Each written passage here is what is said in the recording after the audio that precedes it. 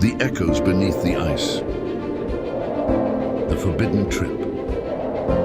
In the remote wilderness of Alaska, there is a lake that doesn't appear on any official maps. The locals call it the Mirror of Sorrows.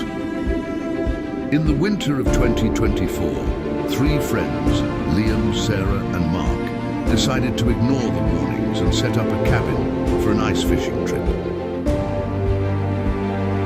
They thought the 3-foot thick ice was the safest ground they could stand on. They were wrong.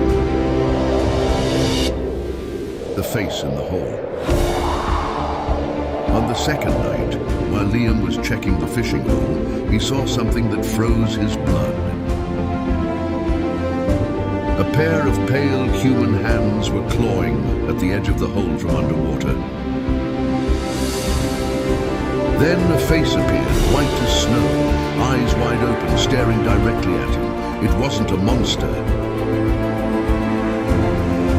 It was a man wearing a vintage 1970s winter coat, looking perfectly preserved, as if he had fallen in just seconds ago. The horrible truth. When they shone their heavy-duty flashlights through the clear ice, the truth was far worse than they imagined. They weren't standing on a lake. They were standing on a massive frozen grave. Beneath their feet, hundreds of people were trapped in the ice, stacked on top of each other. Their mouths were open as if they were screaming in silence. And the worst part, the bodies were slowly moving, drifting upward, trying to reach the surface. The escape. Suddenly, a loud crack echoed across the lake. The ice started to vibrate. It wasn't the weight of the cabin, it was the hands from below, all pushing together at once. "Run!" Mark screamed. They sprinted for the shore just as the ice behind them shattered into millions of pieces.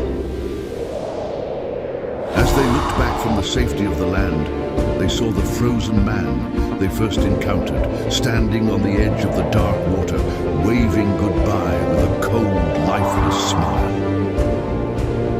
The Mirror of Sorrows remains hidden in the snow, waiting for the next travelers who think the ice is safe. If you ever find yourself in Alaska and the ground feels cold beneath your feet, don't look down.